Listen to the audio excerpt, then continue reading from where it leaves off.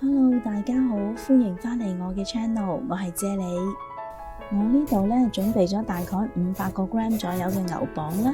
咁牛蒡佢含有豐富嘅穀糖啦，而穀糖可以降低身體對膽固醇嘅吸收啦，從而咧可以減少咗患上動脈硬化啦、高血脂啦呢啲嘅症狀嘅幾率㗎。另外咧，牛蒡仲含有非常之豐富嘅水溶性纖維啦，可以幫助身體吸收走多餘嘅糖分㗎，從而起到降血糖嘅功效啦。咁去咗皮，切到一嚿嚿嘅牛蒡，擺咗落個湯煲度先啦。南瓜我呢度就用咗1/3個啦，大概係500個 gram 左右嘅。咁南瓜咧，佢含有非常之豐富嘅胡蘿蔔素啦、維他命 C 同埋 E 啦。咁以上呢啲元素咧係可以抑制癌細胞生長嘅，而且南瓜咧仲可以促進體內嘅胰島素嘅分泌啦，從而咧起到降低血糖指數嘅功效嘅。你哋今日好嗎？留言話我知，你哋想睇啫喱煮啲咩餸啊？祝你有開心愉快嘅一日。另外，我呢度準備咗一條大概係200個 gram 左右嘅紅蘿蔔啦，咁我都會將佢切成一嚿嚿嘅。若果你對我嘅食譜有任何疑問嘅話，請你將個問題寫喺下邊評論區嗰度啊，我係非常之咁樂意同大家一齊討論㗎。將切好咗嘅紅蘿蔔都擺埋落個湯煲度備用啦。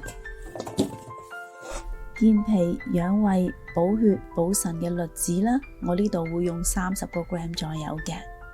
6粒嘅紅棗啦，佢有凌晨補血嘅功效嘅，而紅棗核咧係燥嘅喎，所以咧我會將啲紅棗核去咗佢嘅。薏米佢有清熱祛濕、利水消腫嘅功效啦，咁我呢度咧用咗大概20個 gram 左右嘅。芡實佢有祛濕、健脾補腎嘅功效啦，咁我呢度咧用咗大概20個 gram 左右啦。生薑啦，佢可以抗炎驅寒，而且仲可以增強免疫力添。我呢度咧用咗大概20個 gram 左右嘅。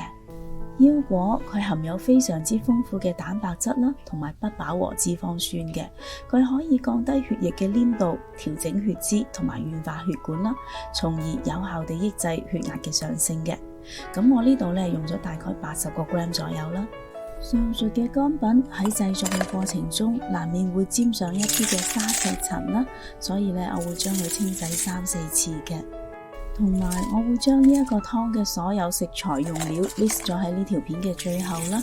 咁如果各位喺煲呢一款湯嘅時候咧，將呢條片拉到最後嚟睇，就可以一目了然噶啦。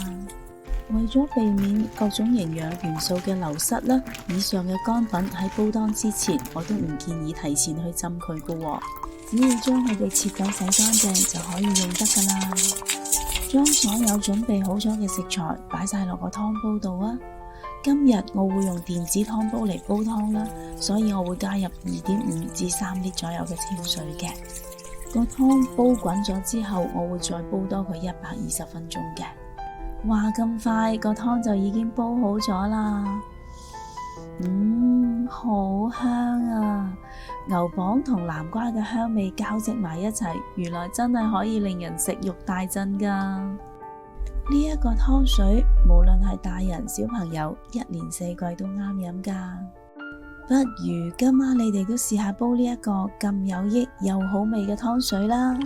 若果你都鍾意我嘅食譜，請你俾 like 同埋留言話我知啦。記得訂閱我嘅 channel， 順便撳埋隔籬個鐘仔啊！多謝晒你哋嘅收睇，我哋下一個食譜再見啦，拜拜。